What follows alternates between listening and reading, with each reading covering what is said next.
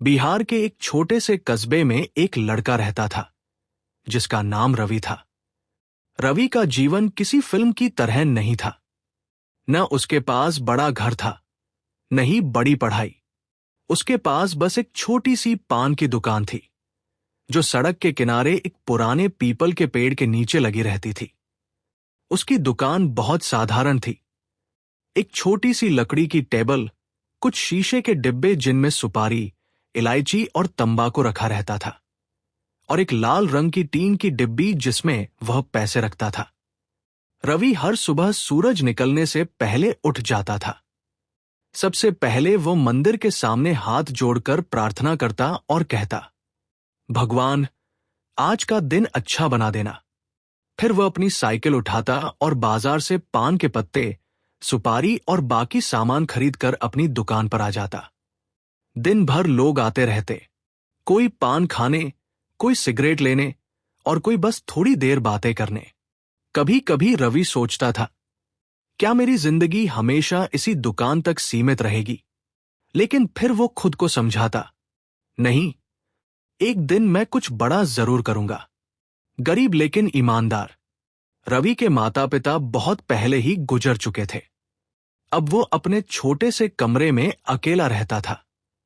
कमरा इतना छोटा था कि उसमें बस एक चारपाई, एक पुरानी अलमारी और एक छोटी सी टेबल ही आ पाती थी। लेकिन रवि को शिकायत नहीं थी, क्योंकि वह जानता था कि ईमानदारी और मेहनत ही उसे आगे ले जाएगी। कस्बे के लोग भी रवि को बहुत पसंद करते थे, क्योंकि वो हमेशा मुस्कुराकर बात करता था। कोई गरीब आदमी पैसे न होने पर भी पान ले जाता तो रवि कभी मना नहीं करता। वो बस इतना कहता, जब हो जाए तब दे देना।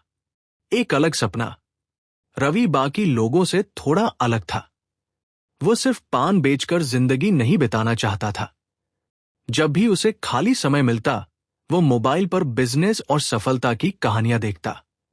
वो अक्सर सोचता, अगर दूसरे लोग गरीब से अमीर बन सकते हैं तो मैं क्यों नहीं? उसी सपने ने उसे कभी हारने नहीं दिया। अचानक आई मुलाकात। एक दिन दोपहर का समय था। गर्मी बहुत ज्यादा थी। सड़क लगभग खाली थी। तभी एक बड़ी काली कार आकर रवि की दुकान के सामने रुकी। कार इतनी महंगी थी कि रवि ने ऐसी कार सिर्फ टीवी में देखी थी। कार का दरवाजा खुला और उसमें से एक लड़की बाहर निकली।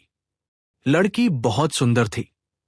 उसने महंगे कपड़े पहने हुए थे और उसकी चाल में आत्मविश्वास साफ दिखाई दे रहा था। वो लड़की सीधे रवि की दुकान की ओर आई और बोली, भैया, यहां पास में पानी मिलेगा क्या?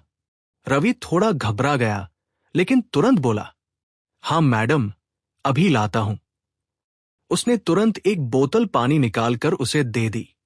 लड़की ने पानी पिया और मुस्कुराकर बोली, थैंक यू। उसकी मुस्कान बहुत अलग थी। रवि पहली बार किसी अमीर लड़की से इतनी करीब से बात कर रहा था। लड़की कौन थी? उस लड़की का नाम रिया था। रिया शहर के सबसे बड़े उद्योगपति मिस्टर कपूर की बेटी थी। वो अपने दोस्तों के साथ घूमने आई थी, लेकिन रास्ता भटक गई थी। जब उसने रवि की सादगी और ईमानदारी देखी तो उसे थोड़ा आश्चर्य हुआ। रिया ने पूछा, तुम यहां रोज दुकान लगाते हो? रवि बोला, हां, यही मेरा काम है। रिया ने चारों तरफ देखा और कहा, इतनी छोटी दुकान से तुम अपना गुजारा कर लेते हो? रवि मुस्कुराया और बोला, मैडम, छोटा काम नहीं होता, छोटा सोच होती है। रिया थोड़ी देर के लिए चुप हो गई। उसे रवि की बात बहुत गहरी लगी। एक अजीब शुरुआत। रिया अपनी कार में बैठकर चली गई, लेकिन जाते जाते उसने एक बार पीछे मुड़कर रवि को देखा, और रवि भी उसे जाते हुए देखता रह गया। उसे खुद भी समझ नहीं आया कि क्यों, लेकिन उस मुलाकात ने उसके दिल में कुछ बदल दिया था। नई उम्मीद। उस दिन के बाद रवि पहले से ज्यादा मेहनत करने लगा। वो सोचता था, एक दिन मैं इतना बड़ा आदमी बनूंगा कि दुनिया मुझे पहचानने लगेगी। लेकिन उसे ये नहीं पता था कि किस्मत उसके लिए एक बहुत बड़ा मोड़ तैयार कर रही है, और वही मोड़ उसकी जिंदगी को एक साधारण पान वाले से करोड़पति दामाद बना देगा। किस्मत का दूसरा मोड़। उस दिन के बाद रवि कई दिनों तक उसी लड़की के बारे में सोचता रहा। उसे पता नहीं था कि वह लड़की कौन थी, कहां से आई थी और क्या वह दोबारा कभी उसकी जिंदगी में आएगी या नहीं। लेकिन जिंदगी का एक नियम है, जब किस्मत को कुछ बदलना होता है तो वह लोगों को दोबारा जरूर मिलाती है। दूसरी मुलाकात करीब 2 हफ्ते बाद की बात थी। शाम का समय था। सड़क पर हल्की हल्की रोशनी फैल रही थी और लोग अपने घरों की ओर लौट रहे थे। रवि अपनी दुकान समेटने ही वाला था कि अचानक वही काली कार फिर से उसकी दुकान के सामने आकर रुकी। रवि ने जैसे ही कार देखी, उसका दिल तेज धड़कने लगा। कार का दरवाजा खुला और इस बार भी वही लड़की बाहर उतरी। वह थी रिया। रिया मुस्कुराते हुए रवि के पास आई और बोली, कैसे हो? रवि थोड़ा हैरान हो गया। मैं ठीक हूं मैडम। रिया ने कहा। मैडम मत बोलो, मेरा नाम रिया है। रवि हल्का सा मुस्कुराया। मेरा नाम रवि है। एक साधारण बातचीत। रिया ने कहा, मुझे तुम्हारी बात उस दिन याद रह गई थी।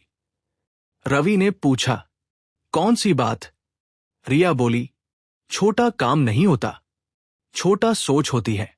रवि थोड़ा झेम गया। रिया ने चारों तरफ देखा और बोली, तुम सच में बहुत मेहनती लगते हो। रवि ने धीरे से कहा, मेहनत तो करता हूं, बस मौका नहीं मिला। रिया ने उसकी आंखों में देखा। उसे रवि की आंखों में सच्चाई और सपने दोनों दिखाई दे रहे थे। एक छोटा सा प्रस्ताव।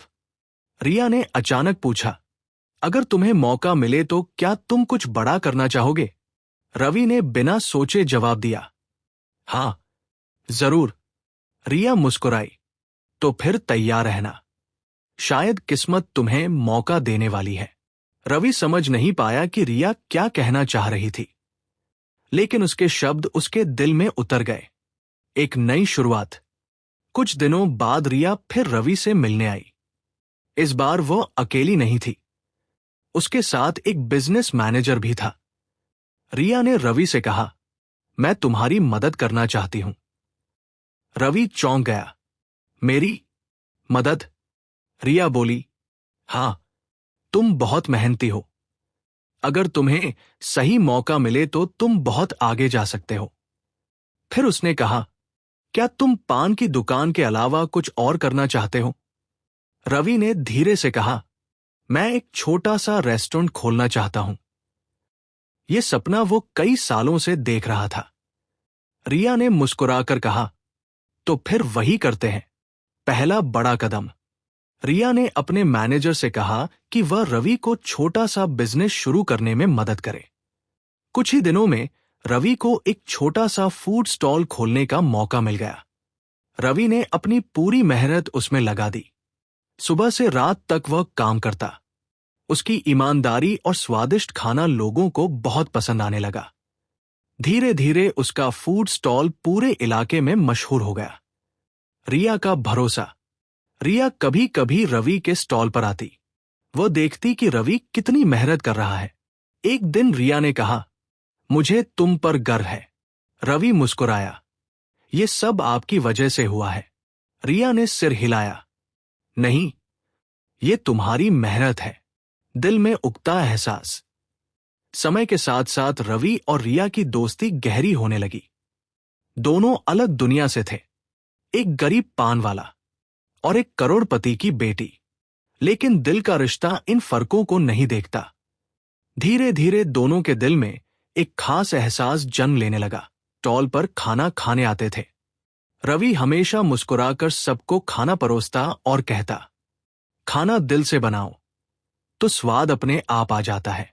उसकी मेहनत रंग ला रही थी। कुछ ही महीनों में उसने इतना पैसा कमा लिया कि वह एक छोटा रेस्टोरेंट खोल सके। जब ये खबर रिया को मिली तो वो बहुत खुश हुई। वह सीधे रवि के पास आई और बोली, देखा, मैंने कहा था ना कि तुम बहुत आगे जाओगे। रवि मुस्कुराया, ये सब आपके भरोसे की वजह से हुआ है। रिया ने कहा, नहीं रवि, ये तुम्हारी मेहनत का फल है। दिल की बात। एक शाम दोनों रेस्टोरेंट के बाहर बैठे थे। हल्की हवा चल रही थी और आसमान में सूरज धीरे धीरे ढल रहा था। रिया ने अचानक कहा, रवि, क्या तुम्हें कभी डर नहीं लगता? रवि ने पूछा, किस बात का? रिया बोली, हम दोनों की दुनिया बहुत अलग है। रवि कुछ देर चुप रहा, फिर बोला, हां, अलग तो है, लेकिन दिल अगर सच्चा हो तो रास्ते खुद बन जाते हैं। रिया ने उसकी आंखों में देखा। उस पल दोनों को एहसास हो गया कि उनके बीच सिर्फ दोस्ती नहीं रह गई थी, उनके दिलों में प्यार जन्म ले चुका था। सच्चाई सामने आई, लेकिन हर प्यार की कहानी में मुश्किलें जरूर आती हैं। एक दिन रिया के पिता मिस्टर कपूर को यह पता चल गया कि उनकी बेटी एक साधारण लड़के से मिलती है। मिस्टर कपूर शहर के बहुत बड़े उद्योगपति थे। उनके लिए समाज में प्रतिष्ठा बहुत मायने रखती थी। उन्होंने तुरंत रिया को अपने कमरे में बुलाया। रिया, मुझे पता चला है कि तुम एक पान वाले लड़के से मिलती हो। रिया ने शांत आवाज में कहा, वो पान वाला नहीं है पापा, वो बहुत मेहनती इंसान है। मिस्टर कपूर गुस्से में बोले, तुम समझती क्यों नहीं? हमारे और उसके बीच जमीन आसमान का फर्क है। रिया ने कहा, पापा, इंसान की कीमत उसके पैसे से नहीं होती। रवि की परीक्षा। उधर रवि को भी पता चल गया कि रिया के पिता उनके रिश्ते से खुश नहीं हैं। उस रात रवि बहुत देर तक जागता रहा। वो सोच रहा था, क्या सच में मैं रिया के लायक नहीं हूं?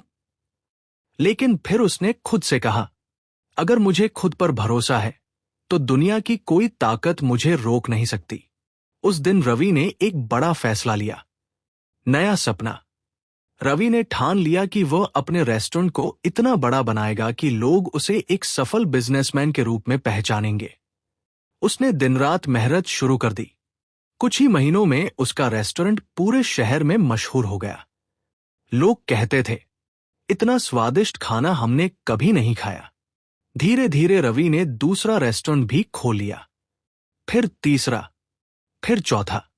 अब वह सिर्फ एक पान वाला नहीं रहा था, वो बन चुका था एक सफल व्यापारी।